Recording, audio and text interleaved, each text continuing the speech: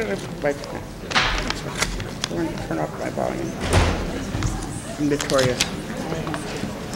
Yes, your phone did go on while I was playing Grandma Got Run Over by a Ranger. They recorded the first one. Oh, no, that didn't happen. Yes. No, you're right. That has never happened. You are right.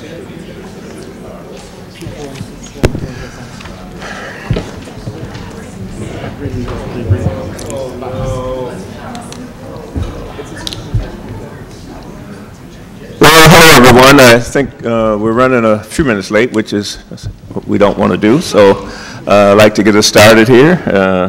Welcome everyone to the regular Board of Education meeting for Monday, March 19, 2018. And I'd like to call this meeting to order. First item on the agenda tonight. The mic is pretty loud tonight. First item on the agenda, recitation of the vision statement, which is every school will be a thriving school that prepares every student to graduate from high school, college, career, and community ready. And the next item on the agenda tonight will be a recognition resolution. And the Board of Education would like to recognize Claudine Clark from Madison East. Tonight we would like to recognize Claudine Clark for being an amazing world language lead teacher who has gone above and beyond to improve the quality of learning in her classroom. Her efforts led to her to receive the 2017 Wisconsin Global Educator of the Year Award earlier this year. Now, Claudine has been in our district for a decade and has taught in other Wisconsin school districts prior to her time here in MMSD. Now, she has done a great job in being a primary advocate for language learning in our district. Claudine, would you please come up to the stage?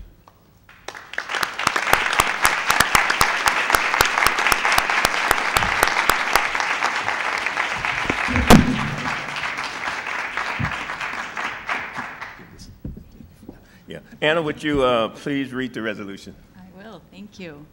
Whereas Claudine Clark, one of Madison's renowned world language teachers at East High School, was awarded the Department of Public Instruction 2017 Wisconsin Global Educator of the Year Award. Whereas the annual award honors those who have succeeded in providing high-quality learning opportunities for students, as well as demonstrating exemplary contributions to the profession specifically related to global education. Whereas Claudine secured thousands of dollars in scholarships so her students could travel throughout the world and is recognized for bringing international teachers to her school while advocating for and promoting language learning. Whereas the $1,000 award was presented by State Superintendent Dr. Tony Evers at the annual State Education Conference in Milwaukee on January 19, 2018, to Claudine Clark for finding multiple innovative and culturally inclusive ways to integrate the world into her classroom.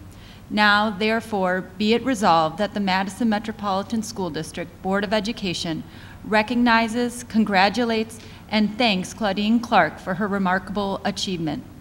Be it further resolved, this statement be permanently imprinted in the Board of Education minutes for the meeting of March 19th, 2018.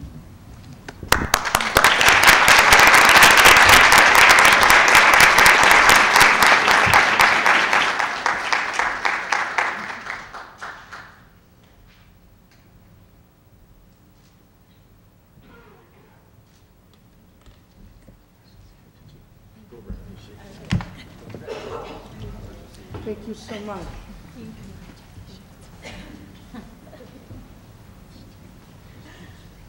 Thanks so much for all you do.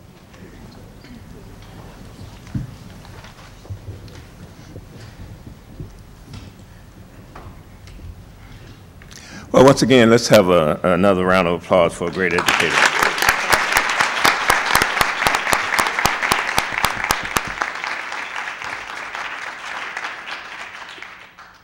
Okay, next item on the agenda will be public appearances, and we have a couple of sets of public appearances tonight. One is for our Nuestro Mundo Charter School, and I'll be calling those speakers up first as part of a public hearing on Nuestro Mundo.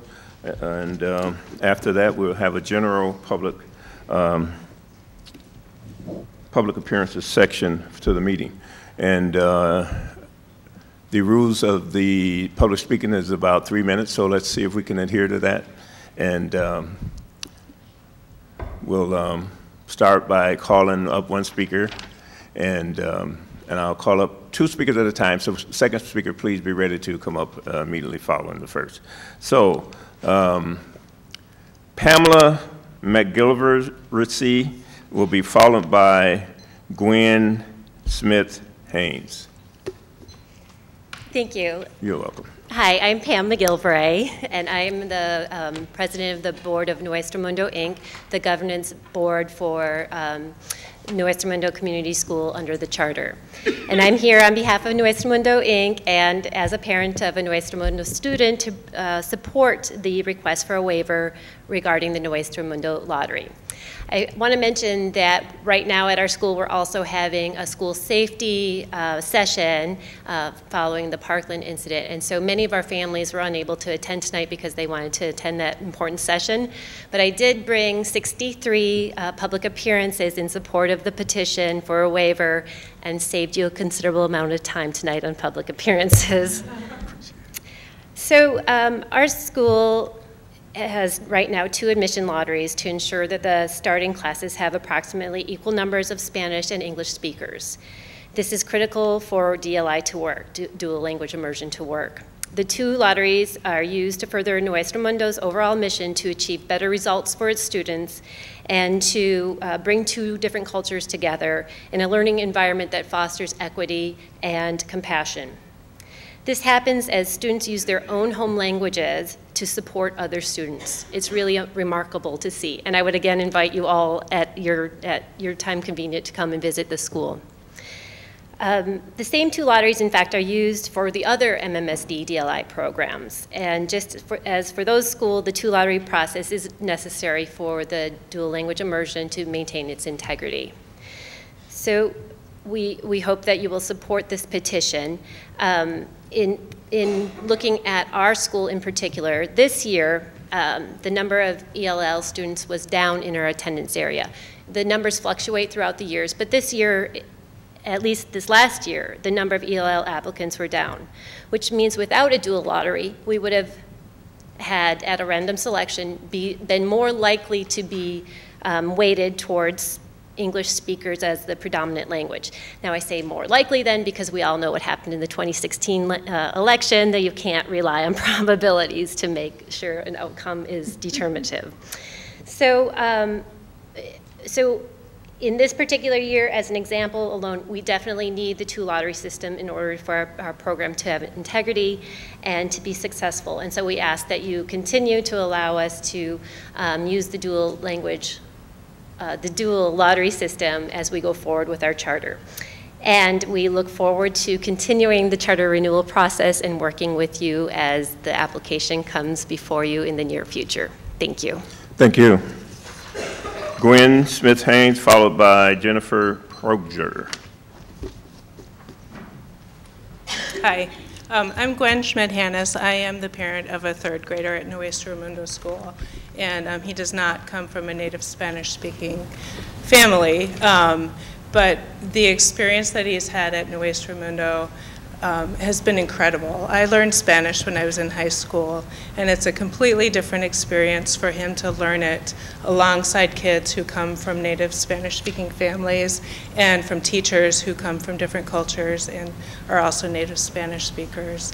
There's just so much interdependency between language and culture, and I don't think that there's any way to get that except to have kids who can represent different cultures learning together. So I am in support of the petition to keep a lottery system separate for Spanish speakers and English speakers. Thank you. Jennifer, followed by Francisca Rodriguez. Hi, I'm Jennifer Pluger, and I also have a 3rd grader at Nuestro Mundo. This past Saturday, we were at the YMCA, and my son came to me and said, "Hey, Mom, you got to see this." And he came out of the bathroom, and I said, "What?" And he wanted to show me that the changing table had the instructions to keep your child safe written in 10 languages. He said, "Mom, this makes my heart so happy because no matter what language someone speaks, they can keep their baby safe and they know how to use this." That's the power of Nuestro Mundo. And I ask that you support this waiver to allow Nuestro Mundo to continue in the dual language immersion system with equal representation of both native Spanish speakers as well as English speakers. Thank you. Thank you. Francisca, followed by Kristen Scott. Good evening. My name is Francesca Rodriguez, and I'm a parent of a student at Nuestro Mundo, and soon to be kindergartner at Nuestro Mundo. And I, like your interim general counsel, Matthew Bell, support the petition to allow Nuestro Community School to continue to use 2 lotteries to allow approximately the same number of Spanish speakers as well as English speakers into each kindergarten class to make sure that the dual language immersion program is successful. And I request this for 3 reasons, okay? Number 1. The Nuestro Mundo lottery process is identical to the lottery process that is already used district-wide for the DLI programs, and it's served us well for 13 years, so we'd like to continue to use that process. Number 2, the process will continue to ensure that Nuestro Mundo Community School is consistent with research-based practices in teaching and the acquisition of a second language by having that 50-50% representation, so research-based. And number 3, the waiver supports and enhances your goals as a school board, right? So it helps to close the achievement gap. We're already seeing that. We have data for that. And improve the academic achievement of English language learners. So those are 3 of the main reasons that we should continue to have this waiver. And then just one more quick story about my mother-in-law. My mother-in-law, her kids went to Franklin Randall. Her other set of grandkids go to Franklin Randall. And when we got into Nuestro Mundo, she's like, "How could you not send them to Franklin Randall?" And I said, "Why don't we go take a tour of the school?" And the librarian who had taught, she told me she taught in Wisconsin schools for 20 years. She goes, "I have never seen community like this school. This school is a special, special place." And I had her drinking the horchata so fast, like that, it is a special place. So I do invite you, like Pam, to come visit Nuestro Mundo, because it is a great community that promotes equity, excellence, and it's been a wonderful experience for my child. Thank you. Thank you. Kristen, followed by Emily Zeller. Hello, I'm Kristen Scott, and I'm lucky enough to teach 5th grade at Nuestro Mundo. It's essential to the mission of Nuestro Mundo to have a balance of Spanish speakers and English speakers. If we have only 1 lottery for all applicants, a disproportionate number of seats could potentially go to English speakers, which would lead to unbalanced classes. This would have a profoundly negative effect on our ability to deliver quality dual language immersion. English-heavy classrooms would rob Spanish speakers of a golden opportunity to be the linguistic and cultural leaders, models, and experts they are. Please grant our school a waiver so we can maintain our current lottery system. It's crucial to our students' continued success. Thank you for the work you do. Thank you. Emily, followed by Kenna Delgado. Hi, my name is Emily Zeller. I work as an instructional coach at Nuestro Mundo. I love my job.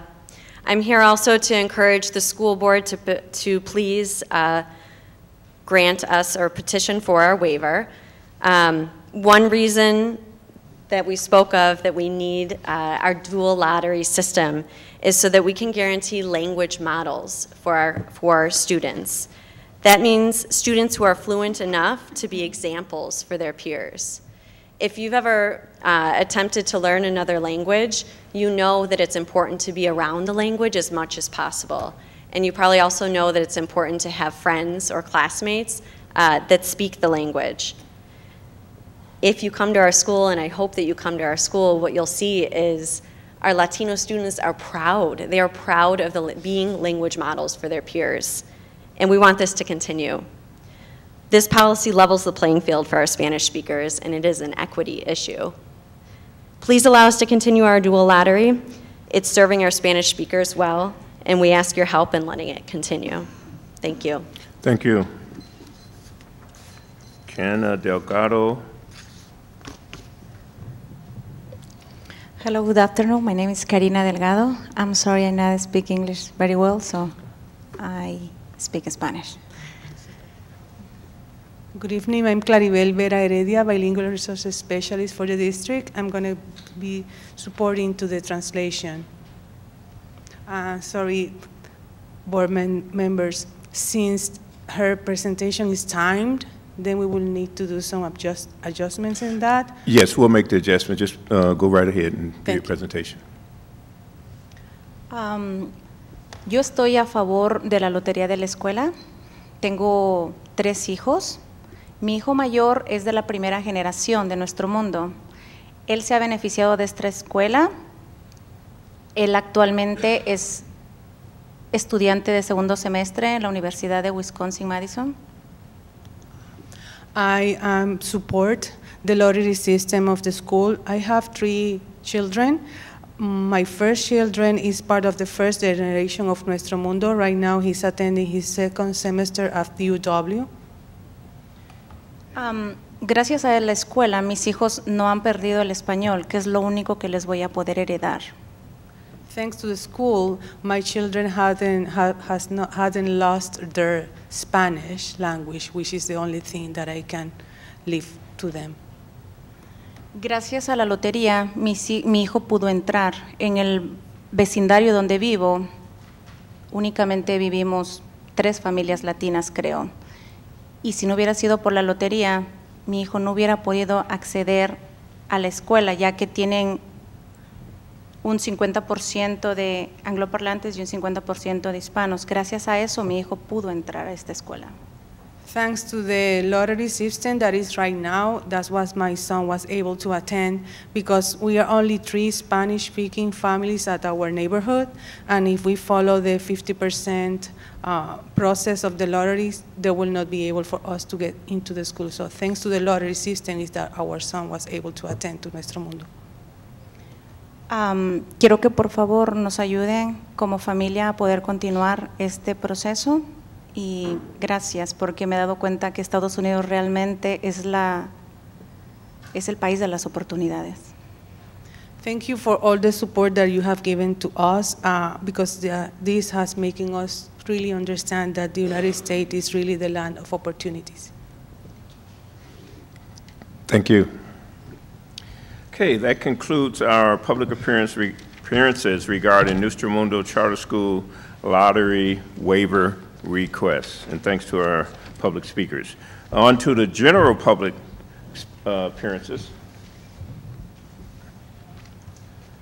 First speaker under the general public appearances will be Karen Lowen, followed by Lee Hayes.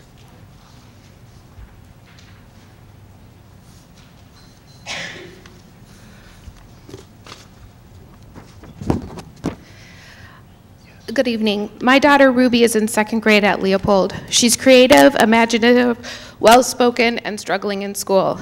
I think she's struggling in school because she's struggling to read. I'm disheartened that a strong effort at home hasn't seemed to help much, and I'm also scared for Ruby's future.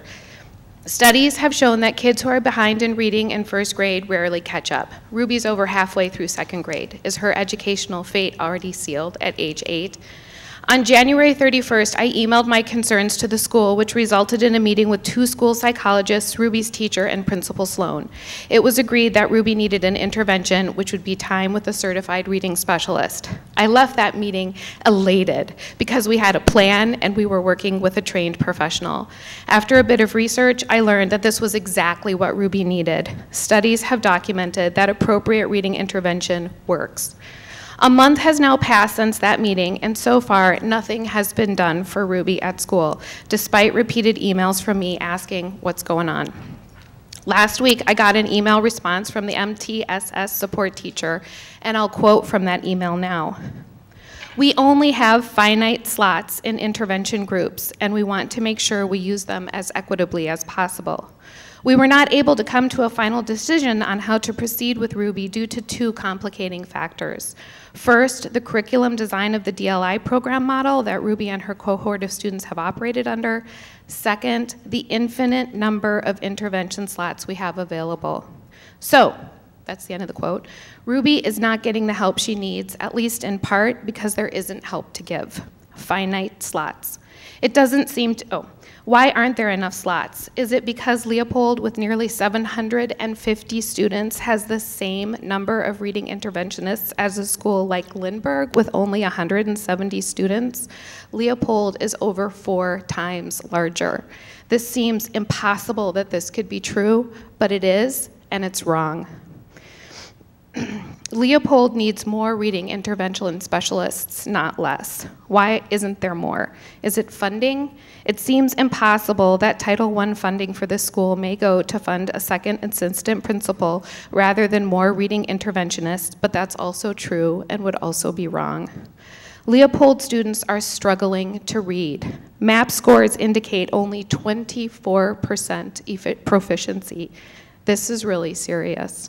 If not addressed, reading difficulties are persistent and predict poor success in college, career, and community. The good news is that reading intervention works. The bad news is that Leopold children are slated to lose time with reading intervention.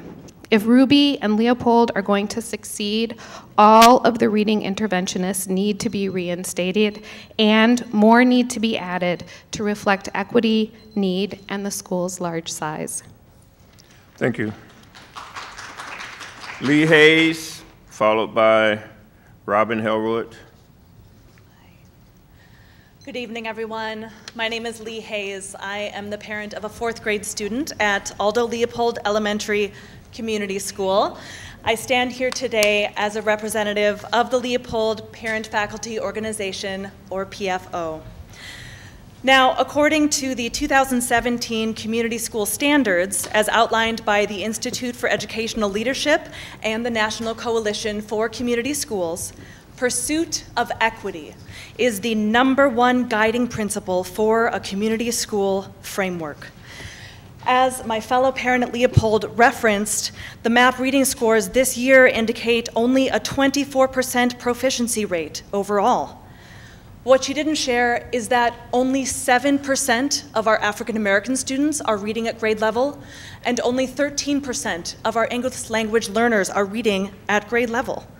Now, with the current staffing plan for reading interventionists at Leopold for the 2018 to 2019 school year, we would still have some funds allocated for reading intervention, specifically the Reading Recovery Program in Spanish, but as of now, there's no funding for reading recovery in English.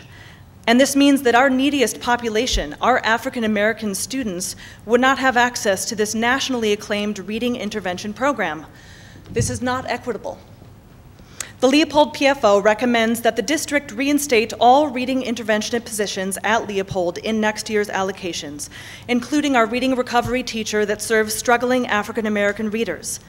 Administrative positions such as a second assistant principal should not be allocated to take the place of any teaching, interventionist, or special education staff allocation.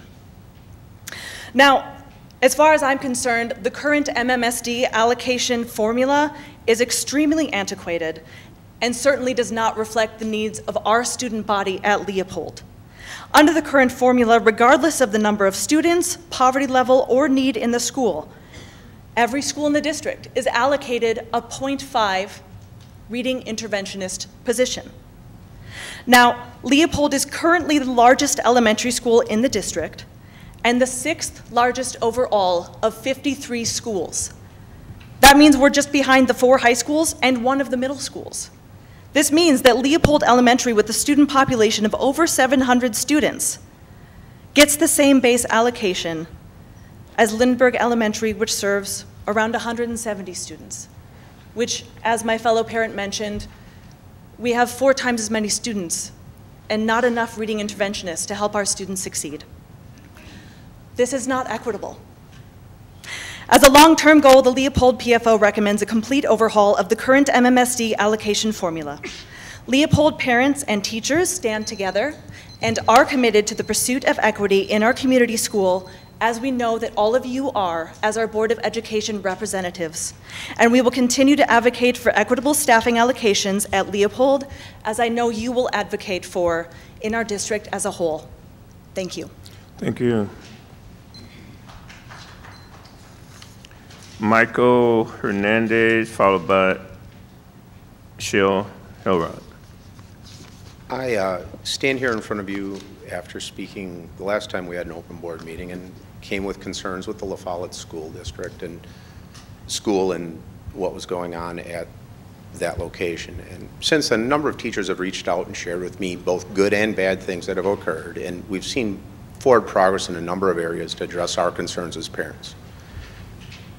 A number of incidents were shared with me that have occurred since, and one just struck me that I think needs to be shared because it's concerning to me. So a teacher reached out to me and shared that they were teaching and a student walked into the class in the middle of the instructional period.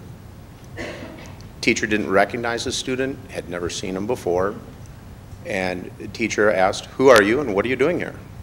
This is learning period, it's the middle of the period, it wasn't the beginning of the end. "Who are you?" Student wouldn't respond, student wouldn't engage, interrupted the learning environment for the other students in the class. After several minutes of trying to coax the student to go to where they needed to be or identify themselves, the student finally got up and left, and as he's walking out, mumbled something to the teacher. Teacher didn't understand it. Teacher wanted to write an incident report on this, so he noted the time and the hallway where this located. There's cameras there.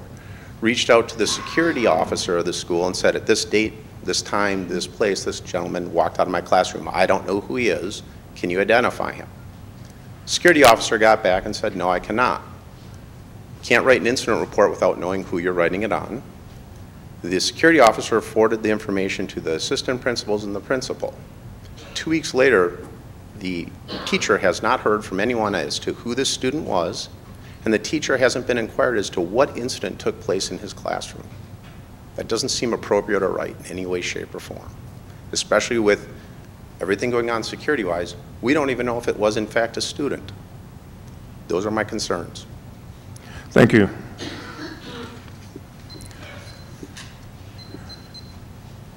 Mr. Hernandez, followed by Michelle Elrod. So last week, it was an extremely busy week for all the high schools. At the end of the week, I began reflecting on the week and then thinking about this coming up week. I was looking over my notes and I realized that the Field House project was coming up on tonight's agenda. I just wanted to come up and thank you again for putting this on the agenda and hopefully supporting this. I don't think that the East Side would mind if I speak for them, but we just wanted to say we appreciate the support and are excited about the possibilities that are going to arise because of this support for both the East and the North Side. Thank you. Thank you. Michelle, followed by Matthew Son. I'm here to speak about La Follette. I did want to just update the board that I do think that La Follette has made some positive changes in terms of communicating with parents. So I did want to let you know we're getting weekly updates and it's helpful for parents. We feel like that is something that at least makes us feel a little bit better about sending our kids to school. I did want to state that last week we had a Booster Club meeting where Principal Storch did speak to our Booster Club, and he did state that he wants to look at drug use in the school and looking at different alternative responses if people are caught with drugs at school. Such as instead of in-school suspensions, out-of-school suspensions. And one of my questions to him was when my child, who's currently in college, was at La Follette her freshman year, there was a drug dog that the school district brought in unannounced. I know in particular, one student in my daughter's grade, she'd been going to school with him since kindergarten, who was caught with drugs in his locker, and his mom and dad both felt it was a turning moment for them. They did not know their kid was using. It was helpful. They came to school with him for 3 months, lunch hours. So I asked last week at the Booster Club meeting, have you thought of ever doing that, bringing drug dogs in? You're looking at, Storch told us last week he's checking backpacks of 4 students whenever they come in. And I said, well, have you ever thought about just doing a random drug search? And he said, the board will never let us do that. So I want to bring that up as I think drugs, if there are drugs, kids using, kids selling, there's money. If there's money, there's weapons. We've had weapons brought into La Follette. I do want you to think about that. And then finally, our Booster Club president was not able to come tonight. She would like to extend an invitation to 2 board members to come to a Booster Club meeting for a listening session with parents, students, and staff. So I'm extending that to you tonight. I will stay till the end. She specifically asked me to ask Kate and Mary if you would be willing to do that at a future Booster Club meeting. We only have 2 more coming up, second Wednesday. I'll be here tonight if you would like to do that, and I'm sure she'll also email you. Thank you. Thank you. Matthew, followed by Colleen Freitag. Good evening. My name is Matthew Sund. I'm a parent of 2 children at Leopold Elementary. I'd like to comment a little bit on school safety and communication, if I could.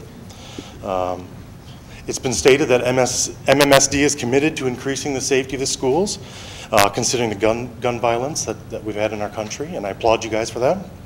However, I don't think the communication regarding this issue has matched the needs of the community. It's been over a month since Parkland, and we've only heard that door locks will be improved throughout the district. What additional steps are going to be taken? Seems to me that regular updates on the decisions being made regarding our children's safety would be prudent. While a major incident like Parkland and so many others throughout our country luckily hasn't occurred here, that doesn't mean that gun violence is absent from Madison. There was gunfire near Leopold last week. Again, luckily it was not directed toward anyone at the school, but it was less than a block away from the kindergarten playground. The following day, a student and a parent walking to school found a fully loaded firearm in the brush on school property. All appropriate steps were taken in both of these situations, but these situations do highlight that there is a need right now to make these safety improvements. I do understand that changes take time, but we as the community want to know how MMSD is working to reduce the likelihood of these incidents. We want to know what is being considered, what is being rejected, and why. Since the community is so aware of this right now, use that energy to your advantage by being open with this process. The community may have some additional ideas and be able to assist in this process, but only if you include us. Thank you for your time. Thank you. And our final speaker tonight, Colleen Freitag. Hi, I'm a parent of a 2016 graduate from La Follette and a current senior. And last weekend, my son is senior, 17 years old, soon to be 18, isn't a talker. I welcomed the opportunity last week when he did open up and was talking, but I was very alarmed at what he shared. And with all of the things going on at school, he said there's just this depression, this cloud of gloom at school. Now, that has to do with a lot of the behaviors that have been going on and that they deal with daily. I know in the fall they lost a classmate in a car accident. They lost a classmate to a suicide in January. So they are dealing with those emotions, and the school has said we will have staff available.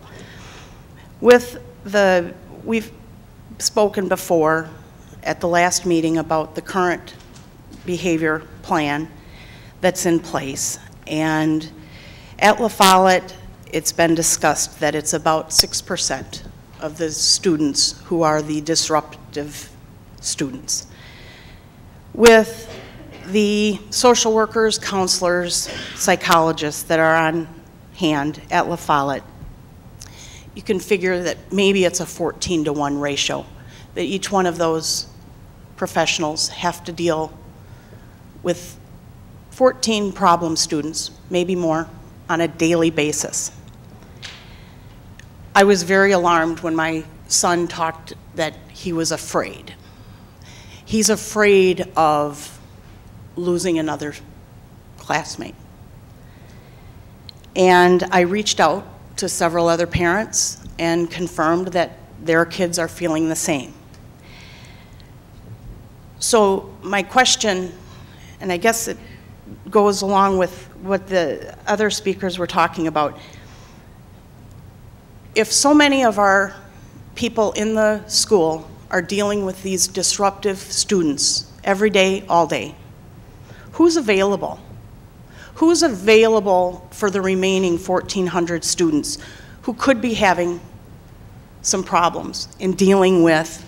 I know a lot of the parents are helping, but sometimes they want to talk to someone other than their parents. They want to reach out, someone within the school who knew their friends personally, who they lost. I just truly feel that there is just not enough staff available for this current BEP, and changes are truly needed. So please think about making some changes so that all the kids get the help that they may need. Thank you. Thank you. And that concludes our public appearances for this evening. And again, thanks to all our speakers. Next item on the agenda will be Ms. Merks. I'd like to make a motion to move the charter school petition on the for the people who are waiting here. That was actually part of the plan, but I didn't know that. Yeah, so that's all good. So you can make it now, or you can wait till I think this ideal. You know what? If you have a plan, I will let you execute it. Appreciate it. Okay, next item on the agenda is the approval of minutes. I move that the Board of Education approve the minutes from the regular meeting dated November 27, 2017. Second.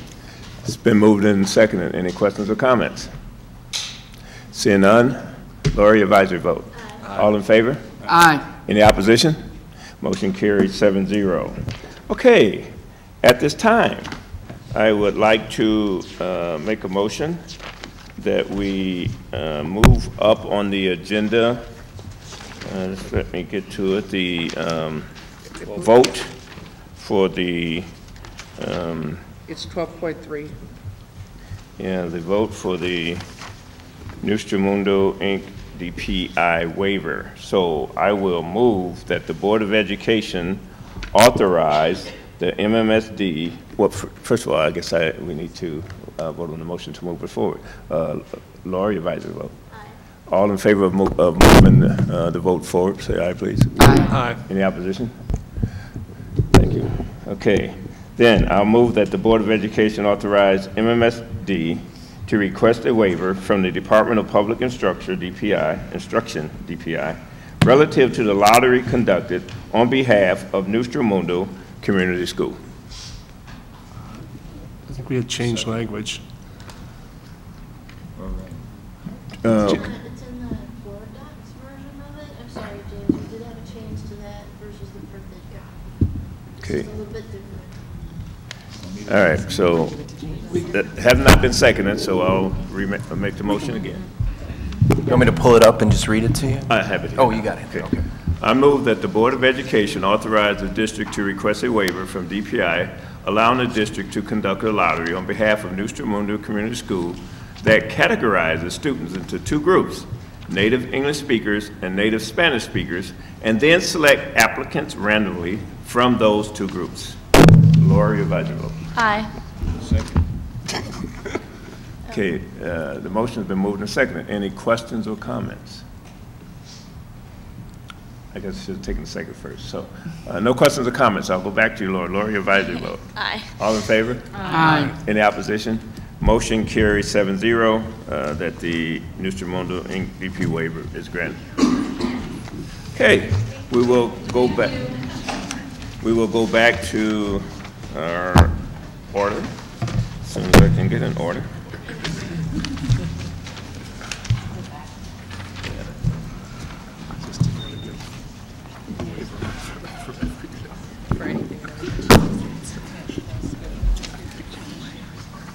Okay, next item on the agenda, board president's announcements and reports. Madison West student takes first place in local Youth of the Year competition. Congratulations to Madison West Junior, DeJuan Short, who won first place in the local Boys and Girls Club Youth of the Year competition held last month. La Follette senior Peter Curran won second place, and Dante Siroy, a senior from West, took third place. All three winners are avid TOPS students. Now, each year, one exceptional young person from a Boys and Girls Club rises to the role of National Youth of the Year. Now, the National Youth of the Year serves as both the exemplary ambassador for Boys and Girls Club youth and as a strong voice for all of our nation's young people. The board congratulates and wishes all three students the very best moving forward. Congratulations.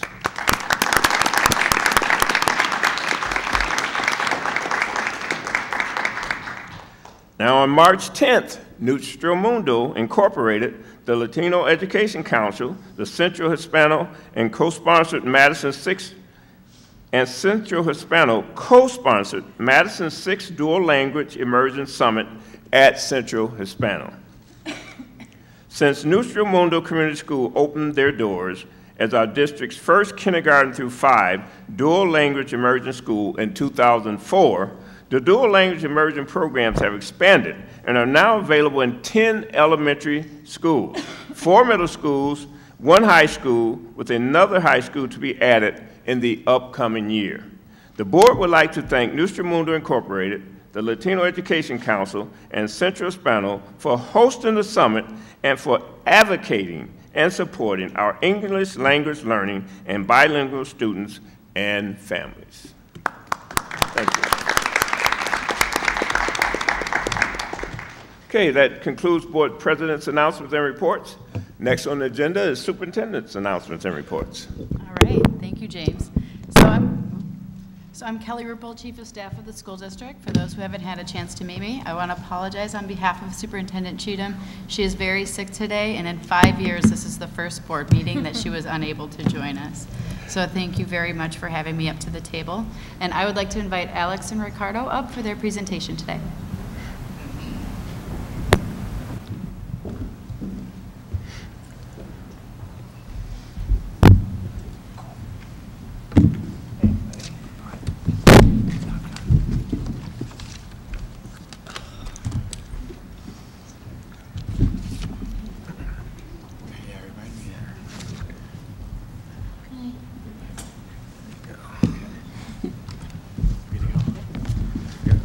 Good evening, everyone.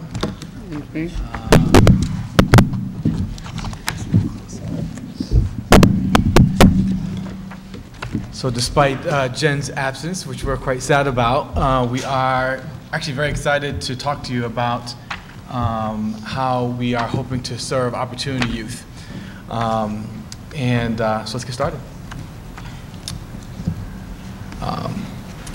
We wanted to provide the board another update on a very important project that has been underway this year, focused on supporting a group of students we are calling our Opportunity Youth.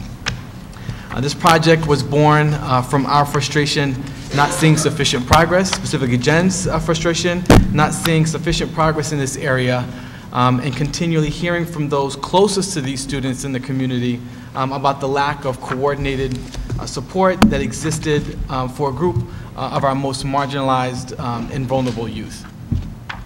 Tonight, Ricardo and I wanted to provide updates on two specific areas in response to the board's inquiries.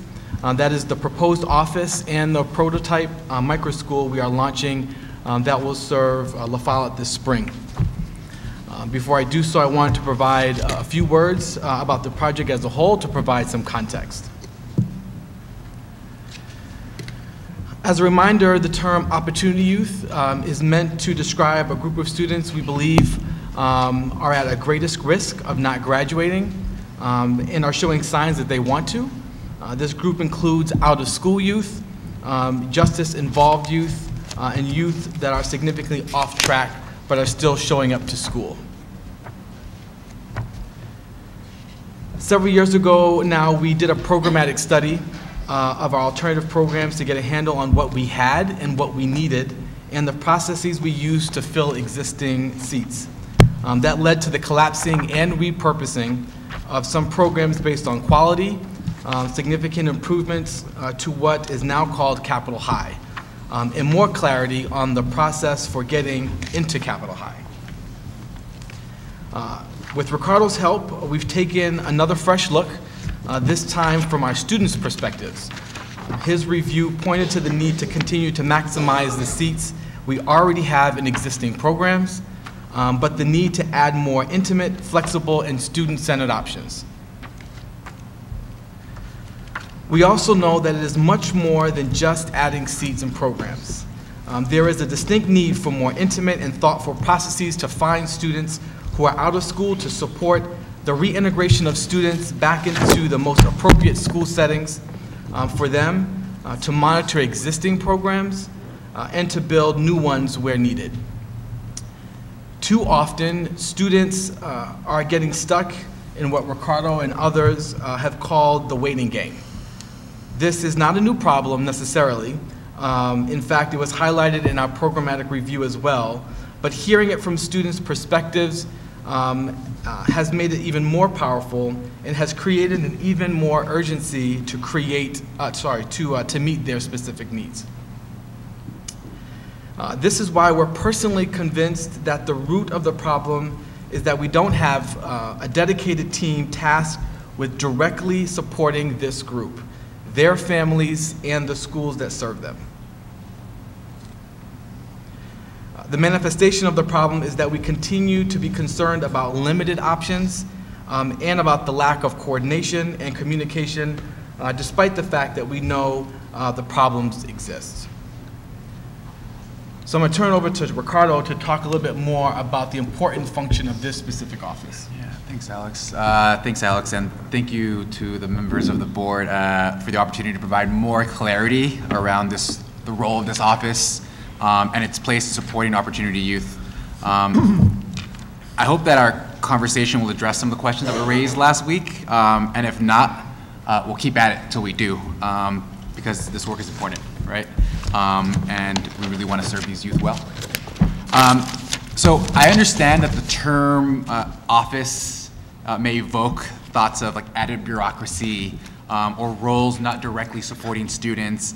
But what this office really is a reorganization of related central office roles and responsibilities under one team, dedicated exclusively to addressing the challenges that were just raised in previous slides, and then some, right? So when we envision these roles that you see up here, we envision the individuals that would fill these roles as a mix between like a youth/social worker, instructional designer, support provider, and service coordinator. And I say all that is to say these roles would both directly serve students and families and schools and programs, right? We also envisioned that this community-based team would include specialists aligned with the circumstances our Opportunity Youth are currently facing, including, if you take a look, we would have like a youth recovery specialist that would work closely with community partners to identify, connect, and support students that have dropped out to reintegrate back into the system and back onto a path where they'll thrive, right? The office would include a justice-involved youth specialist to partner with the staff at our metro sites to improve our instructional programming there, and to share the emotional load of that work, which is incredibly heavy. And to similarly to our youth recovery specialists, identify and monitor students placed in correctional facilities both inside and outside of Madison, and students that have generally had interactions with the justice system, and to support their successful reintegration back into schools, right? This office would also include a unique programming specialist, right? And this is a dedicated role that would partner with students and families during their transitions to and from alternative programs. And equally as important, this role would partner with schools and community-based partners and organizations to create, launch, and sustain new programming options that would effectively create new seats. And we'll share an example of what this would look like in just a few moments. So we've creatively reorganized and repurposed to fund these 3 key positions, including accounting for the potential of incoming revenue for students that we would recover that have left the system, the schools entirely.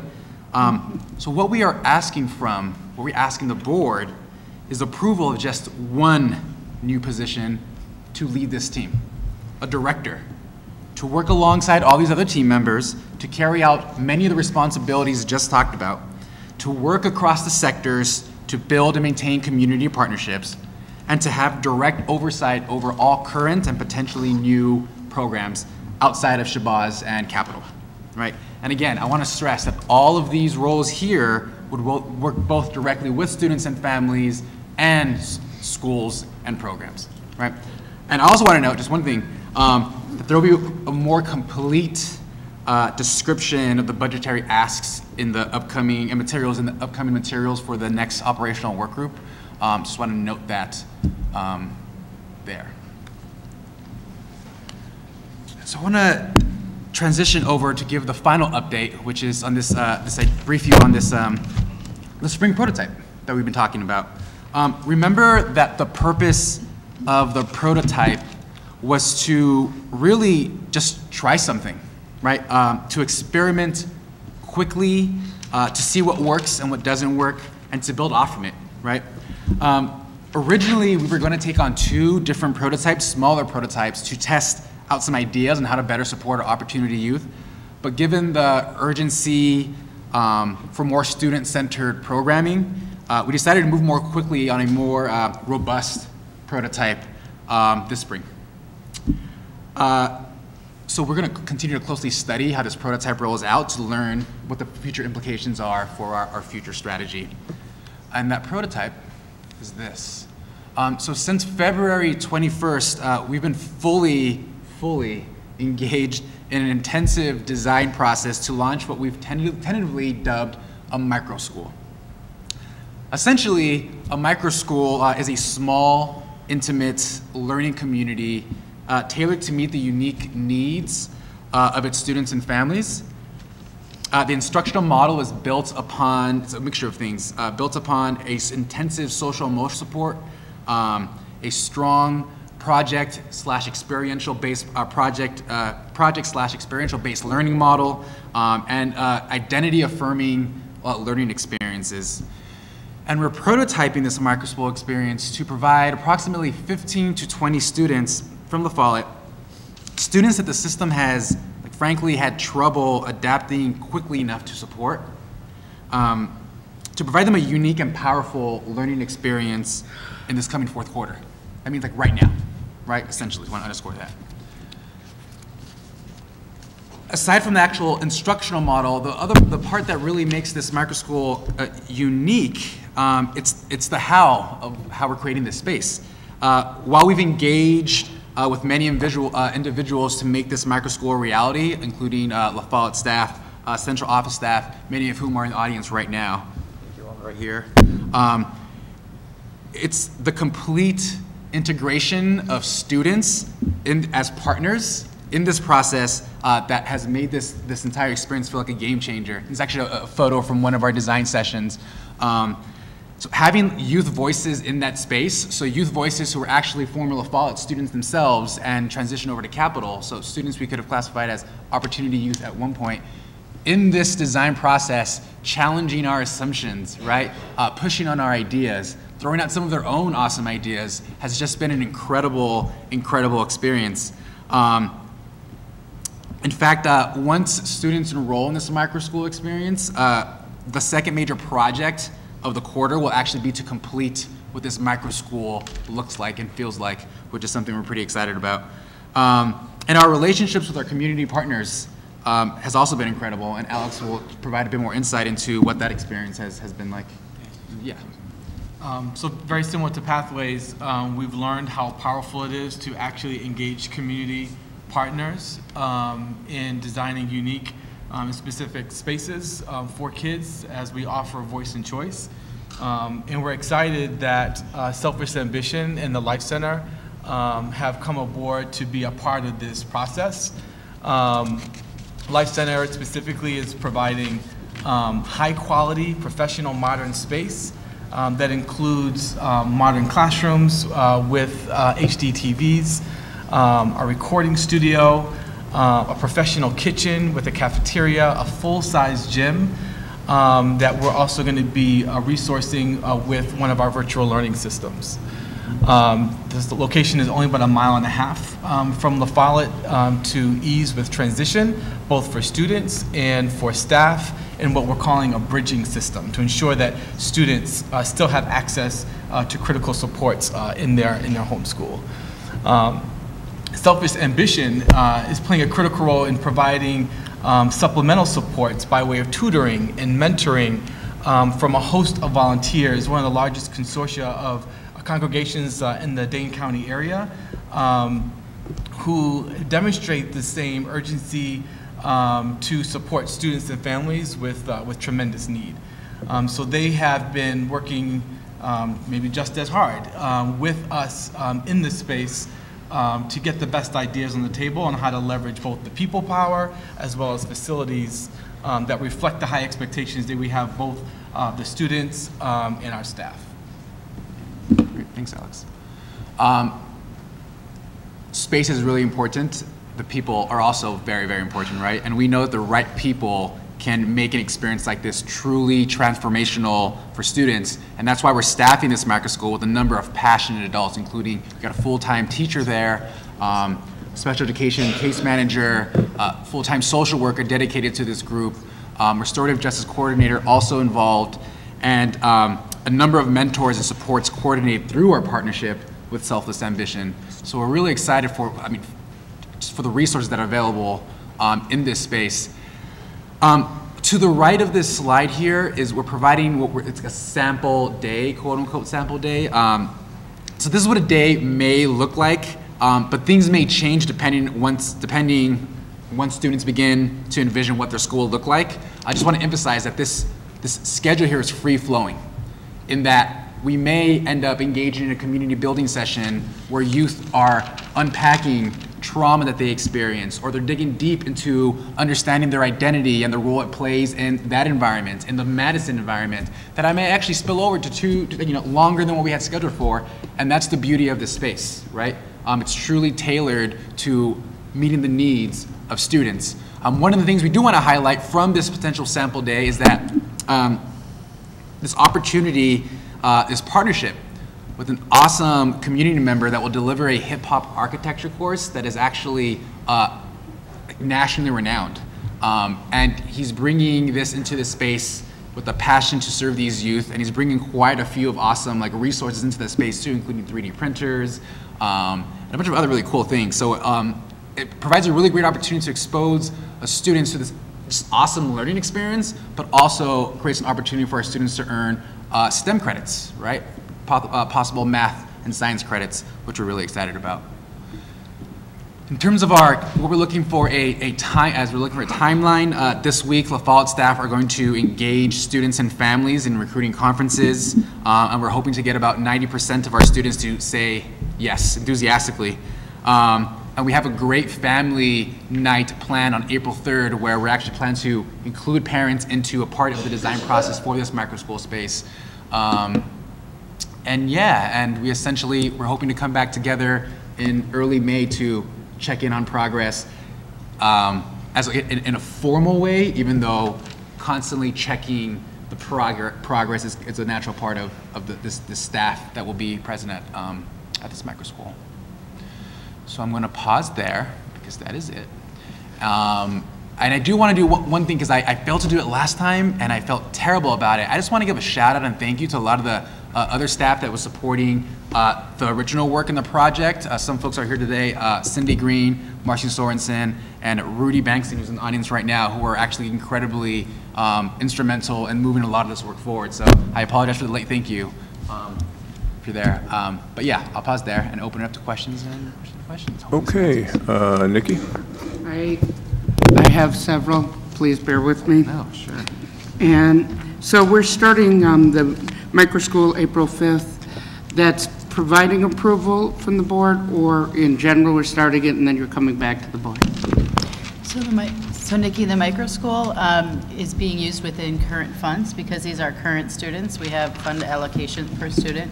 So the teacher is a teacher allocated to La Follette who will follow the students with. And a lot of the other resources are being provided by our partners or our existence within La Follette. So there will be no board approval or budget request for the small micro school pilot. My second question is actually with our partners. I see the word congregation in selfless ambition. From what I've been told, we are a public school. I'm a little bit, I understand we use Catholic Charities. I understand I have nothing against religion, but I want to make sure that this does not have a religious component in it for those who are not interested in that.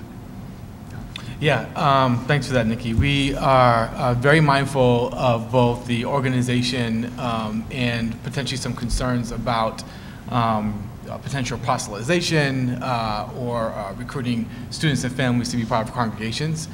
Selfish Ambition is an organization made up of organizations, but they're designed to actually provide supports and services to students and families, particularly in our schools with the highest needs. They've done things currently like trying to develop food pantries in our schools. In our development of an MOA with this organization, we're super clear about our requirement that we do not create the conditions for either students or staff to be jostled or recruited into any form of any religious organization. Yeah, and just to be clear, we go through this with our adoptive school partners pretty consistently. So we have a process, procedure, and forms for any of our religious partners. And I've heard a lot from a lot of people, so I'm going to ask a few on that if that's all right, James. And that would be, one, you said selfless ambition or lifestyle. I'm not sure which one is donating the land? Or Life where? Center? Oh, Life Center, yeah. And that will be in a regular building near La Follette? It'll be in the Life Center, which is about 1.5 miles from La Follette. Okay, and are you concerned on the IEPs that would constitute a change of placement if it's over 10 days? Yeah, so it's a great question. We've already made provisions for a case manager. Once the students and families have said, yes, this is an opportunity that I want my son or daughter to be in, and the IEP will be reviewed, and for the IEP to be rewritten at that time, if the student indeed and their family have said yes to this opportunity. Additionally, how can we ensure that, and I've talked to Ricardo on this quite a bit, how do we make sure that this doesn't become a segregated school, that this isn't just, we want to get rid of those who are causing trouble, we're going to remove them from this school and put them elsewhere, out of sight, out of mind? Yeah, I'll have Ricardo respond. What I hope you heard and saw in the presentation was a different approach to creating what we potentially put in a bucket of alternative learning, which is adults go somewhere, they create a program for kids, they tell the kids to attend, and then they're sent. If you see both in the presentation over tonight and how we are placing both students and eventually families as part of this design process, and make sure that our expectations are not just, we're not just saying that our expectations are high, but they're reflected in the type of tasks that we're asking students to engage in. that would actually ensure that they actually get back on track and not leaving it to adults just to create it on their own. I don't mean to be offensive. I'm just a little skeptical. That's why that's Oh, no, all the I think we're questions on all it. quite mindful of making sure that when we create spaces like this, that it's done to ensure that we are meeting an academic bar that does not lower expectations for students and families, but it does the very opposite. Anything you want to add? I think you covered it, and I think two things come to mind. One, I think this approach to designing these micro schools is an effort to really flip the script on what these spaces can look like, right? We don't want them to turn into dumping grounds, right? We want them to be these awesome spaces that youth can be proud of and take pride in and being a part of. And the other thing is, this going back to the discussion around this need for this office, right? One of the big reasons why we're asking for this dedicated team is to ensure that our current programs don't devolve into dumping grounds. Any potential new programs don't devolve into dumping grounds, right? That we sustain these really great, awesome alternative programs for our youth, right? I think that's what I would add. Yeah, I would say part of our challenge 4 or 5 years ago with some of the programs that there was actually no direct oversight, that there wasn't enough visibility, there wasn't enough pressure testing or feedback to actually determine whether the program is actually doing what it was designed to do to ensure that kids were actually getting back on track for graduation. Okay. Maybe it's just worth also mentioning that this pilot is just for this school year, right? So it might end at the end of this year. It might be something totally different next year, which is why it's not very expensive to try to get off the ground. But this is about learning for us, and that we appreciate the skepticism. We're learning through this too. Okay, TJ? I'm sorry, were you done, Nikki? Yeah. Okay. Thank you. I'll try and go as fast as possible. We got, I think, 4 or 5 questions. First one is kind of picks up on the relationship here and some of Nikki's questions about approvals. Has this gone through a partnership rubric? Yes. Yes. And what did it score? Low. Can we have a copy of that? Because I'm looking at, and so a copy of that would be appreciated. Second thing is, with both the, well, first off, with the micro school, how many FTE are we talking about? In terms of teachers, the FTE, Just total or just FTE. in general? Total FTE. You've got 4 positions, but I'm sure that they don't look like they're all full-time. So a full-time teacher, full-time social worker, case manager, I believe is a half-time, and then our restorative justice specialist coordinator, slightly more than half-time. Yeah, and some of that will be determined on exactly the number of students and who the students are. So we predict it'd be about 35 to 40% of the students with IEPs. That could go up, or that could go down. So then you would need a cross-categorical and probably an EA or 2. Also, if you have that percentage Depending on those of specific that. One of the parents from LaFollette tonight spoke very movingly about the 1,400 students who are not in crisis, but are in tension, depression, stress, and the lack of resources for them. Pulling 3, 4, 5 FTEs out of LaFollette to serve 10 to 20 students seems to me like those students will be even less resourced. Those who remain, the 1,400 who are not in crisis but are in stress and have had to deal with the effects of the violence in the school, had to deal with the suicide earlier this year, had to deal with just being adolescents. But do you think it's a good idea to pull out these 3, 4, 5 FTEs and leave those students? Yeah, if I could just clarify. So we're not going to be depleting resources from LaFollette. Well, where are they going to come from? So we do actually have $10 that we'll be using to supplement some of the staff, specifically the teacher. We did not want to impact LaFollette. We know that the dean, who is a social worker, and the assistant principal will be donating a percentage of their time to make sure that they will be allocating some of their time to ensure that there's adequate supervision and coordination at that particular site. Educational professionals should not be asked to donate their time. We pay for our time. Professional services, that's why we have contracts. So, once again, how many FTE are going to be pulled out of LaFollette? So outside of the assistant principal. And how many new FTE will be added? And that is a budget matter, adding FTE. This should have come to us. I mean, I'm sorry, if you're adding FTE, that's a budget matter. Good, thank you. Including the use of $10. You're going to use the TID dollars. That's a budget matter. That requires an approval. That is a budget change. So that does require an approval. Alex, I'm going to move on to another topic. I have similar questions about where the reallocations will come with the proposed office, but we'll leave those aside till that's actually a proposal with a budget. Alex, you said that there'd been a lack of oversight and that the previous alternative programs weren't doing what they were designed to do. How do we know if either the micro school or the opportunity school work is doing what it's designed to do? What are the goals? You say, one of the slides says potential impact on 150 students. What does impact mean? So, in thinking about who these students are, we're going to be asking them to engage, as we do with all students, in goal setting. So we think that their ability to articulate their goals and develop a plan to meet those goals for the specific purpose of getting them back on track. At the end of this 9 weeks, again, this is a very short amount of time.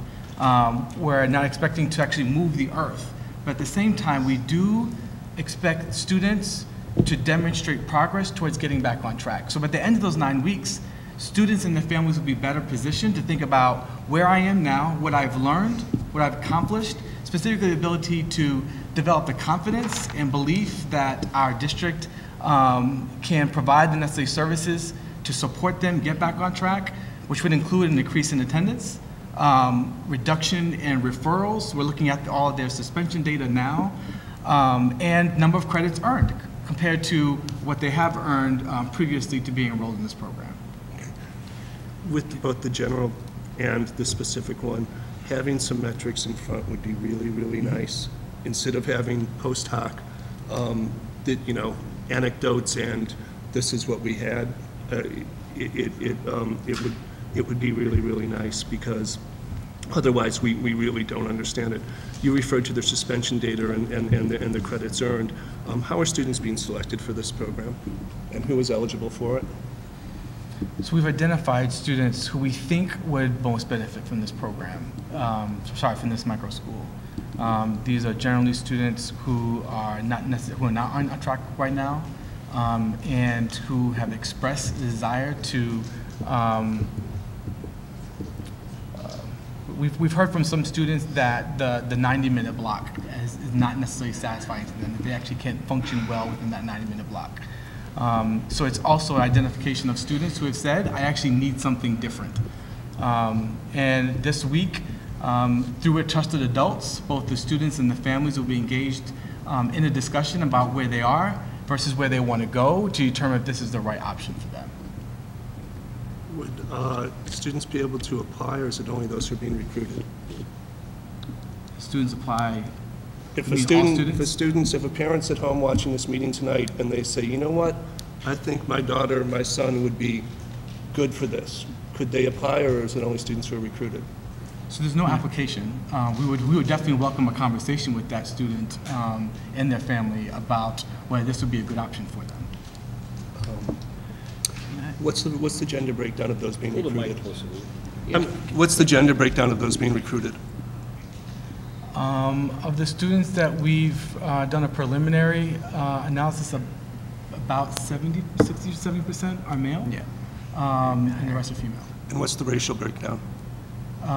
Majority African American students of color. Thank you. Mm-hmm. Okay, Anna, then Nikki. I wanted to go back around the other alternative programs and just kind of get a feel for how this is going to fit with that. Now, at the beginning of this fall, we started a therapeutic program on Olin Avenue for students. They tended to be students, again, that were at risk of not graduating. Do we have a sense of whether that program is full at this point? I should have been, sorry, when I named alternative programs, it's non-SPED alternative programs. So the, I think, what's the program called? Next Step, I believe is the name of that, the therapeutic school at Olin, falls into that category. We can get that information for you in terms of like where that is in terms of capacity. Be happy to do that. Yeah, I would like to, just because I feel like when I understand when we want to try new ideas, but when we're starting up a lot of different ideas, I want, kind of going back to the concerns that, Alex, you were talking about, that if we're not assessing them and evaluating them in an ongoing time, then they're really not serving the students well unless we have good data coming out of there. So just knowing that that's out there, I would like to know how that fits, because you might be working with a similar student group in both sites. And if we have spots open in Olin, would we determine that the next step is a better fit than this program? What are you all going to be doing about, I know it sounds like you're putting a cross-categorical teacher at the site.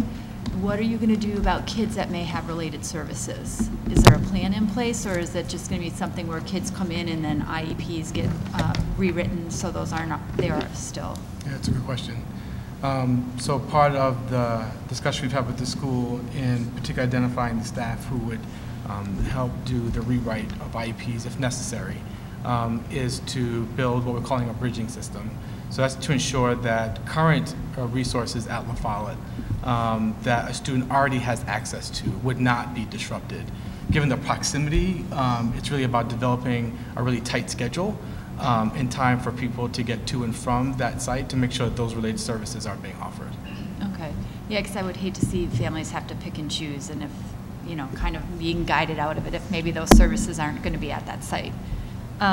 The last thing I was looking up about Life Center, I guess, have we done this before where we've actually put schools into church buildings, and is there anything we have to do differently? Yes, we have. There are a few programs currently in churches, and typically there's a walkthrough to make sure that there's no, religious religious posters. I can't say that word. So we, and that's done through legal services, where we'll do that walkthrough with Alex and Ricardo to make sure that students aren't sitting in classrooms where they're having. Essentially being recruited into any sort of a religion. Okay, yeah, because I looked at the picture and there's like, I guess we'll have to think about how kids are getting in, because there's a huge cross over the front doors, but I'm sure we've thought about it. And then the other thing, kind of going, something that I'm really interested in knowing about too moving forward is what is going to be the criteria for students exiting the program and being able to reintegrate into their home school if that's their choice. Because I actually feel like that's the bigger problem with our alternative programs, is that we don't have clear, definitive ways for kids to get out of these programs, and so a lot of our students end up staying in alternative site programs almost their entire academic career. Yeah, no, I appreciate that. I think the conversations are going to be happening this week with the students and families will include their options at the end of the 9 weeks. So it's not like you're going to get in this program, we want you to stay in here forever. They'll know what their options are at the end, but we hope that the experience will be so promising and exciting that they would actually want to stay. Which is, I think, why we actually need the office, to ensure that further transitions are adequately supported. All right, Nikki, then Kate. My questions are several. I've heard some things that I want to make sure I hear it right, because sometimes I don't interpret everything correctly. 35 to 40% of the students will have IEPs, correct? Potentially. We are holding it in a building with a cross on the front door, correct? Yes. We are choosing to put 70% primarily male students of color in a separate building to receive education, correct? No, in the sense that we are not putting students in this site. But there's no application process, correct? It's a choice. It's an offering of an option to learn differently in a different space, that students and families have the option to say yes. And it was designed for exactly 20 or 21 students? 15 to 20 students. And why did you choose that number? We wanted to keep the school small and intimate, to embody the micro school spirit. And most of our classes, generally in alternative settings, are around 15 students. And I have to ask, and I mean no offense by this question, but this wouldn't have anything to do with the specific behavioral problems at La Follette and the specific number of students who created those offenses, correct? What I can tell you is that during the design process, we actually started with the strengths of our students, what they actually bring to the table, and their assets, we were not ignorant of their challenges. We're very clear that we have students right now who are struggling currently in our comprehensive high schools. And so I want to make sure that we're articulating the promise of this strategy that's building off the strengths of the students by having them at the table to make decisions with us and their families about how to kind of reshape their trajectory towards post-secondary success. Thank you. All right, Kate.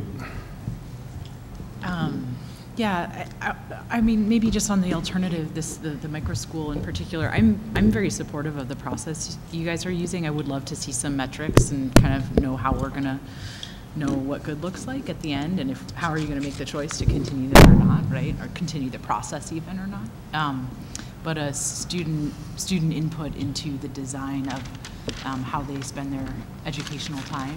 Kate, a when little we closer know to we're the not, when we know we're not serving them well right now, and I think is a good thing. So, you know, I think a little bit more information would help all of us, right, in terms of impacts to La Follette staffing, cost, and just metrics. But I applaud us for doing this quickly, and I think it will both better support students as well as the La Follette community. I would love to spend a little bit more time on the office.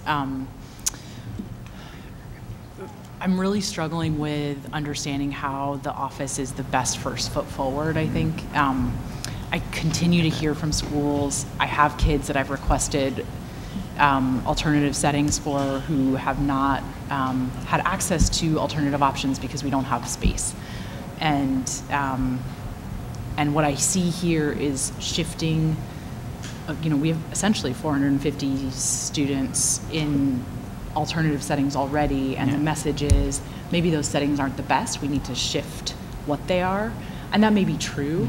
But I'm also hearing we just literally need more settings, maybe not seats, right? And so I would really like to understand how are we going to serve more students first, and then let's find. No question, I think we need better and better tailored and more intimate and all of those things. But first and foremost, I think we might just need to serve more students.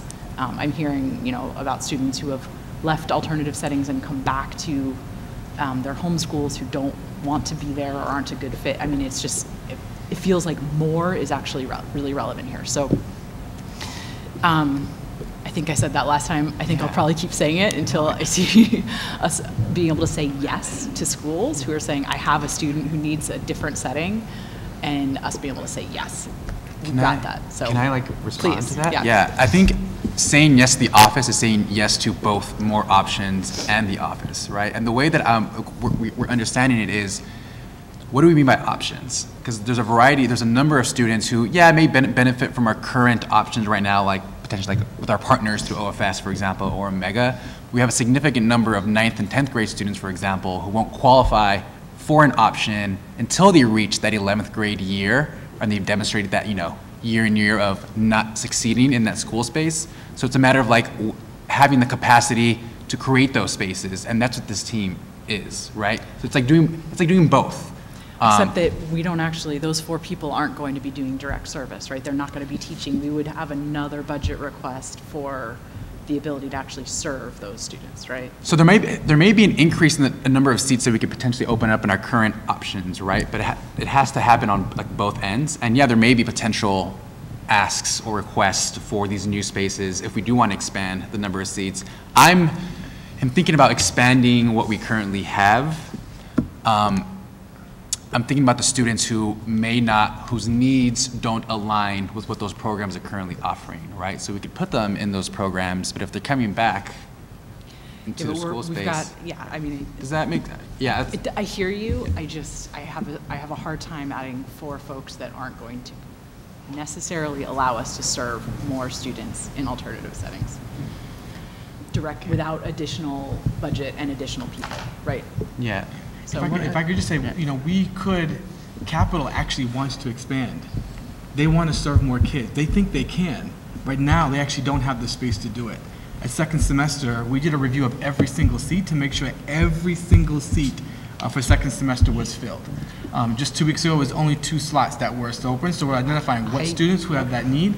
Shabazz, we've actually asked them to increase their enrollment by about 10% to see if we can't maximize all the existing programs.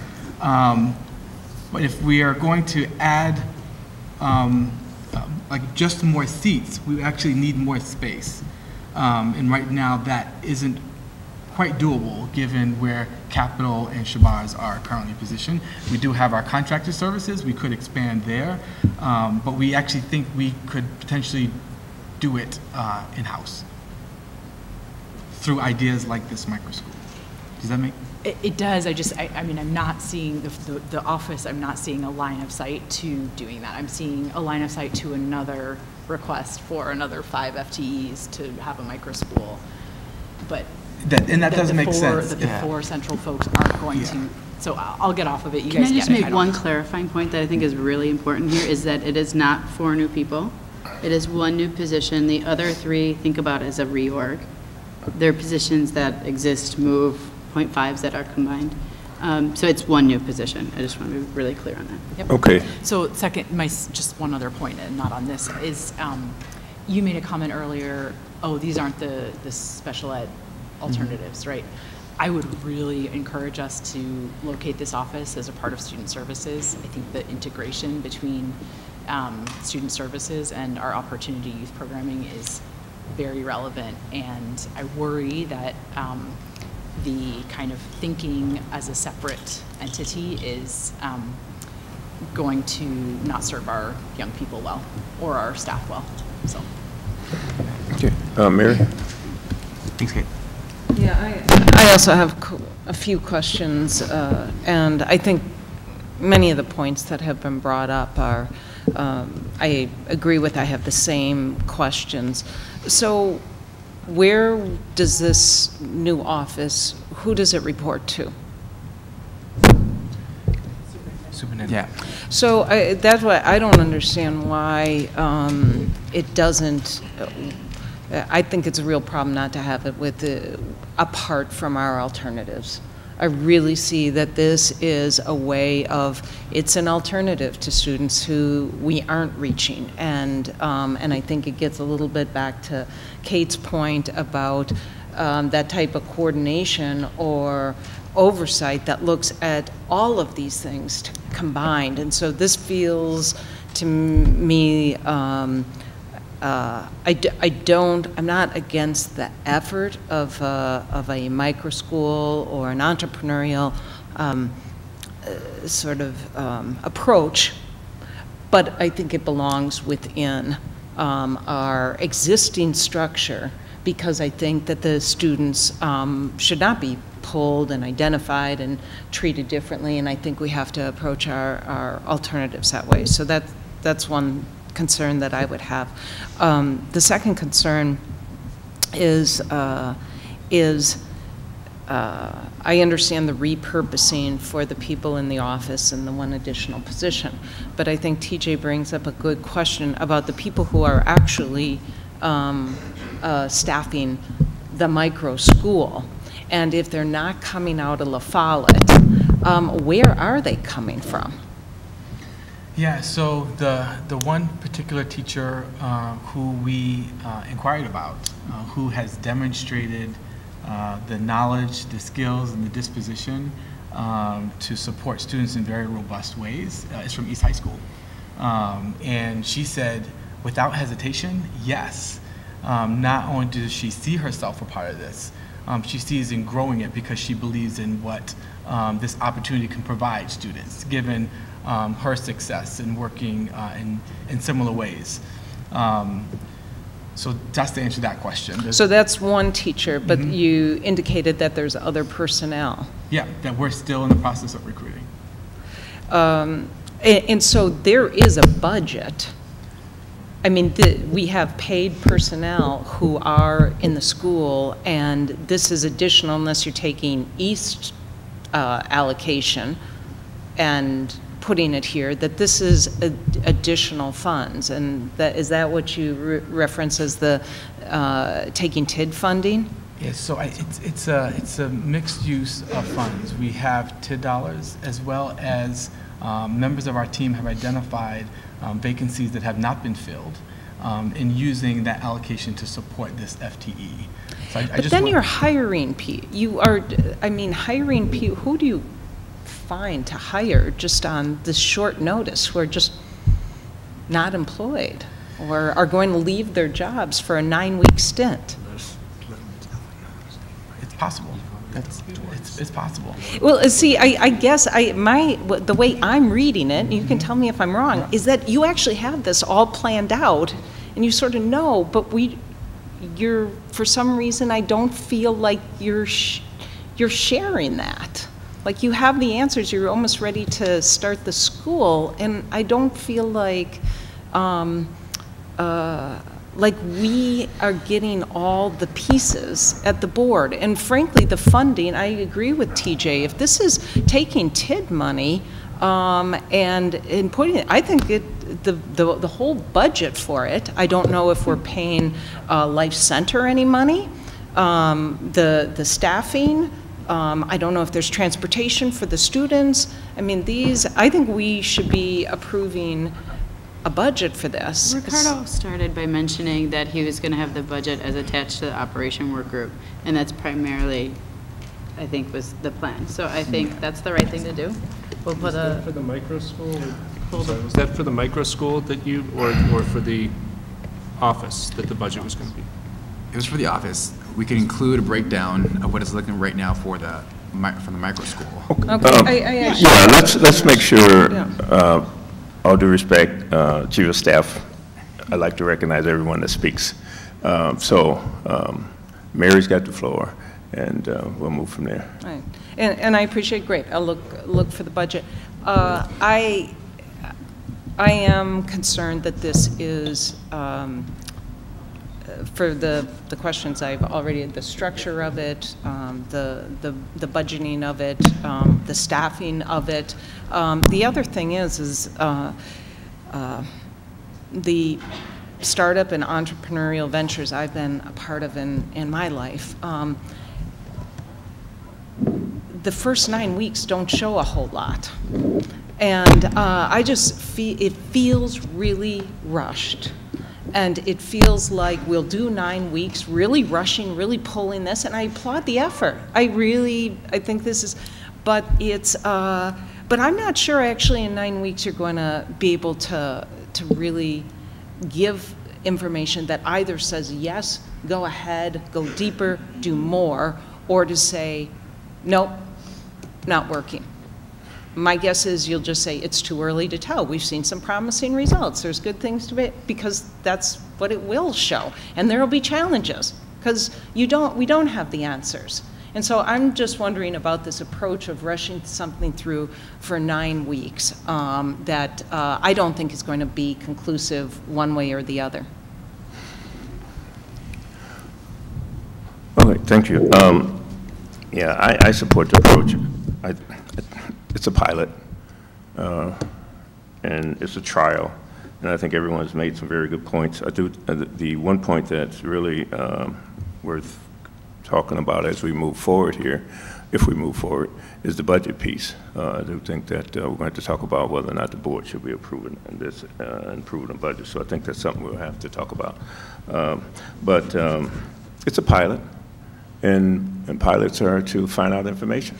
And it may turn out exactly like board members are saying. Maybe we won't get enough information in 9 weeks. I'm not sure. It's a pilot, and so that's what pilots are for, to find out information. And so I think considering where we've been in our district and all the questions we're trying to answer with certain youth, that I think that it's worth the try. And so I'll be supporting I do support the effort and the venture, and we'll see if 9 weeks yield information. May come back in 9 weeks and say, we're not going to do this, we're not going to move forward with it. But that's what the 9 weeks are for, to try to find that out, and to start it at this time and not wait until September, because we have some youth that need serving right now. We've had a school community ask that we do something whether this is the right answer, I'm not sure, but we've had a lot of people come before us to ask that the board and administration do something to help resolve the issues that we're seeing in some of our schools. Now, we've been on the subject for a while, and I'm not going to go around the table 25 times. So Dean have not spoken, and so Dean, you have the floor. Okay. There's been good work here with everything. The prototype is, we publicly said out loud that this is not a knee-jerk, let's hide some kids that are causing us some problems. We said that out loud. We're not going to warehouse kids that are causing problems. At the same time, there's some interventions needed to be done at La Follette. We've heard from family members, we've heard some other things, and there's been big meetings about it and ongoing communication. So there is some interventions that had to happen at La Follette. There's a couple of community partners that are religious-based, and I think we all, on the table, said out loud that there are issues with that, and they're fully aware of that. We have community partnerships with religious-based organizations already, and it's clear to everybody what they're not going to be proselytizing our kids. That's not what they're out to do. They're trying to help. And we can thank them for stepping up, for helping out, and make sure that it's done properly. So this one, you know, I think we've heard enough concerns that we need to look at if there's any. There is some money issues here, and we want to know a little bit more about that. I think the effort is worth it, particularly saying out loud, making it very clear that we're not just dumping these kids. The whole report itself. One of the issues I keep going back in my mind is that there are our students already wanting to get into existing programs that work, Shabazz and Capital, and we can't get them in. You just said 10% increase in Shabazz they would like, so that's a space issue, and this isn't nothing new. So in this plan come September, we should see where we can increase Shabazz attendance 10% and Capital as well. And we just shouldn't say, well, we can't figure this out. If we can move as quickly as we can to find a place for 15 kids that need support, well, we can find a space just as by September that we can add 200 kids that need support. So let's move that. Let's focus on that and get this thing implemented to students that are struggling right now, that are dropping out, aren't exploding with behavior problems, but got something that we could offer them that will work with them and connect with them and move them forward so they don't drop out. So I want to hear more on that, and I think the prototype, let's give it a shot and pay attention to it. I have a question for Matt. Okay, and then we're going to have to move on because... my question for Matt is the Brookfield case, which stated that graduation cannot be held in a church building. Would that apply to educational services in a church building when the cross is unable to be covered because it covers the entire door? I definitely think the Brookfield case would apply. I think, though, the details of that case would have to be delved into. I think there was a number of issues with that case in terms of there was other available space. There was, as the students came in, and I'm forgetting all the details of that case, but they were handed religious information, religious pamphlets. So definitely we would apply the Brookfield case to any program that's in a church, and I'd be happy to review that and just take a look at those details. Could you please? Sure. And James, I promise I have one thing and it's like 10 seconds. It's already 5. Thank you. In my 3 left, I just want to say pilots are a good thing, except we don't do human drug trials, we don't start drug trials on humans. We don't start pilots and use kids as experiments to see if something works. I'm just making an analogy on that. Okay, Ricardo, you have the last word. Thanks, James. Thanks, James. I really, really appreciate it. I just want to, for us to take a step back and remind the intention behind all of this, right? It's like we're trying to serve these students, right? We want to serve these youth that are currently struggling. And it's challenging. We're all working on the same team. And I appreciate the feedback and the pushing to make a product better. And that's great, right? A sense of frustration, right? That sometimes feels a bit disheartening for me personally, engaging in this work, and for our, teachers and other adults who are directly engaging in this work. I just want to remind us we're all working together to try to solve this, right? And that we're not trying to pull a fast one on anybody. We're not trying to sneak one by anybody. I can guarantee that that's not our intention at all, right? And I appreciate or look forward to maybe meeting up with you all one-on-one again to kind of clarify and see how we could continue to move this work forward, because it's just too important for it to stall. And I'll end at that. Yeah, thank you. So there's been a number of good points raised by the board here, and I encourage the board to engage staff on some of these issues. The one issue that I think the board is totally on board with is whether or not the budget needs to be approved. So we're going to have to move on that one rather quickly, because it has effect on the timeline that you all are proposing. And so we'll have to talk about that one, because from hearing around the table is that the board is very much interested in making sure, and it sounds to me this is something that we need to approve a budget on. And so appreciate you guys' engagement in this topic. It's an important topic, and again, thank you, and thanks to the board for all these questions, and we're going to move on. Thank you guys, and great work. Thank you. Okay, next item on the agenda is the consent agenda. I'll move that the Board of Education adopt and approve all the motions set forth in Section 6 of the electronic agenda prepared for the March 19, 2018 regular school board meeting, exactly as said motions are written. By voting affirmatively on the motion, a board member expresses his or her affirmative vote on each of the motions consolidated hereby, subject to any express separations that have been made by any member of the school board. Second. It's been moved and seconded.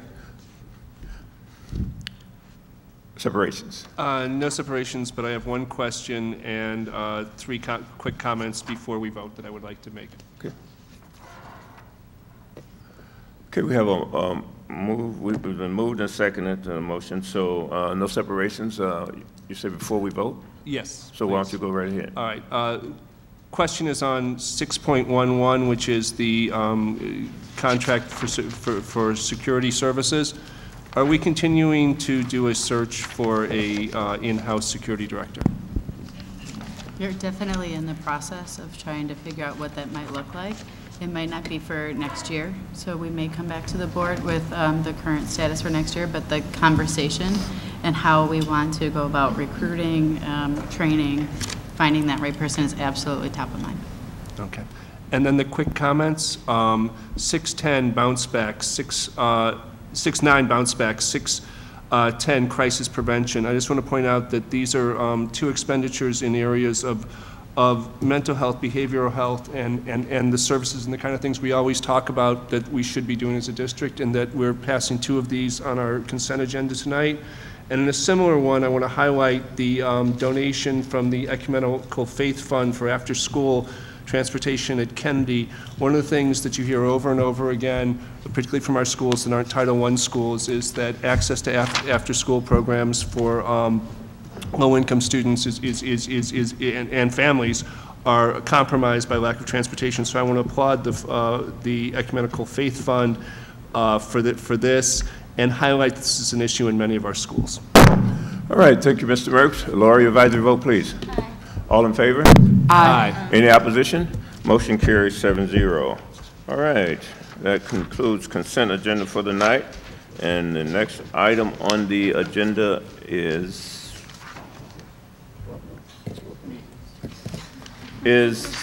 Instruction Work Group, Mr. Mertz. Yes, we had a very full meeting on March 5th. The first item on the agenda was the adolescent learning update, and I think that many people thought that was going to be very quick, and in fact ended up being a very deep discussion. And I think that there's a reminder that as this work goes forward, that there's great interest among the board, and that there are a lot of decision points ahead where understandings would be welcome. The second one, it was middle school start time. This has been long work. Again, I want to applaud our staff for having come forth with what I believe is a very workable proposal that will enhance the mental and physical and health of our students. It's a 3-year phase-in plan that will start not next year, but the year after, if approved. And I want to clear up some of the confusion. A couple people, including some reporters, were like, did you approve this?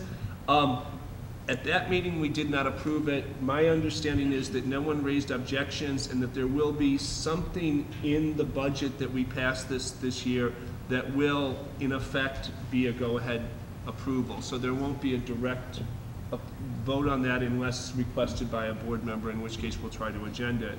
Again, you know, call out Mike Hertig, call out Karen Kepler especially, and Mike Berry also for their long and good work on this, because it's something that I think is important, and I'm really glad we're moving forward. And any comments on the other of those items, or I will announce what's next. On April 2nd, we have 2 other high-interest items on the agenda. We have an updated advanced learning plan, and additionally, Pathways implementation update for the 2018-19 school year, and that will be, again, on April 2nd. All right, thank you, Mr. Mertz. Next item, operations, Mary. Yes, we had a meeting on March 12th, and the topics were compensation and the priority areas for the 2018-19 budget. And as a result of that, 2 items we would like to get approval on tonight, basically early approval items, so that we can, so that staff can start moving ahead, because they have longer lead times. So I am going to make a motion that the Board of Education grant early approval of the following 2018-19 budget requests. Early approval is requested to facilitate timely ordering of long lead time materials and equipment, or to accelerate posting and filling of key personnel assignments. A, the 2018-19 technology plan budget increase of $625,000 for the G4 schools. And B, the Community Schools Fund 80, Community Service Fund budget increase of $95,000 to fund the MMSD 50% share of 2 FTE Community Schools Resource Coordinators. This will allow the Community Schools pilot program to expand from 2 schools to 4 schools. Second. Laura, your advisory vote? Aye. Any discussion? All in favor? Aye. Opposed? That passes 7-0. Then the next date for our meeting is April 16th, and the items for that are preliminary 2018-19 preliminary budget development wrap-up and benefits, along with the long-range facility plan update. And apparently Opportunity Schools. Thank you, TJ. That's it. Thank you, Mary. Okay, next item.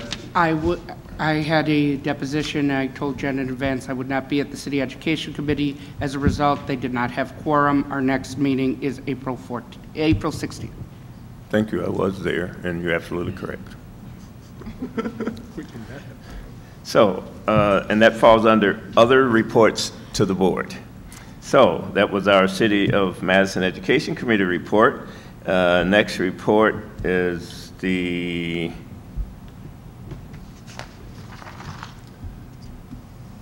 Messiah. No, Student Senate. Is Student Senate next? Student Senate. Student Senate. Where's my Student Senate? So we were lucky enough to have Mary come visit us a couple times to talk about classroom disruptions, because that was mentioned here as being one of the main concerns both by parents and you as board members, and giving some insight as to what it is really like in the schools. And then we also talked about the advanced learning plan, looking through it, specifically dividing up into the identification processes and the tiers. And Morty, our president, is working on drafting a resolution to eventually present to the board when it comes for its superintendent's report meeting. Thank you, Laura. Any questions for Laura? Okay, seeing none, then we will move on now to MSCR. We met last week, or 2 weeks ago, and at the Meadowwood Neighborhood Center, which is another of our city-funded community partners, community center, who work with a lot of our kids coming out of Orchard Ridge. And had a little explanation about their programming, what they all do for us. And then the biggest issue on our agenda was to consider a plan to advertise and recruit more members to the advisory committee.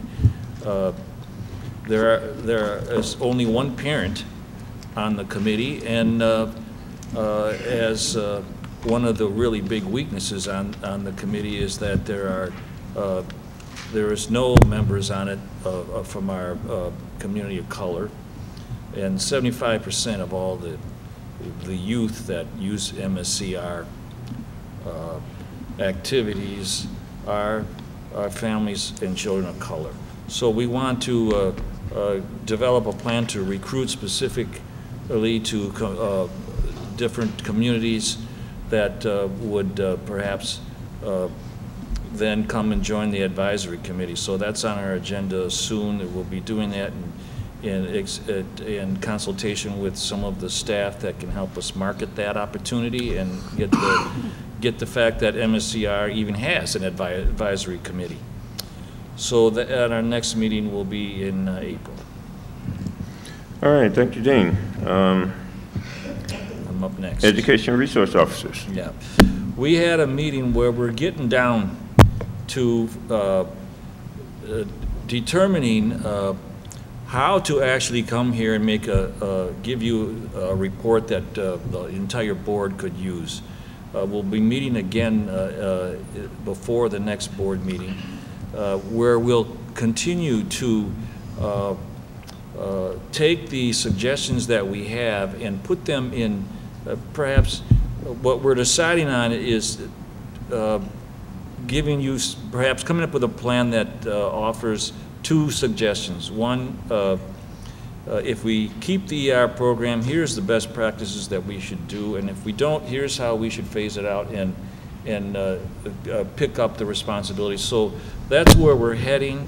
I think we'll have more progress at the end of our next meeting, and at that point we'll determine how we can move forward towards completion. But we're getting there. We're getting close.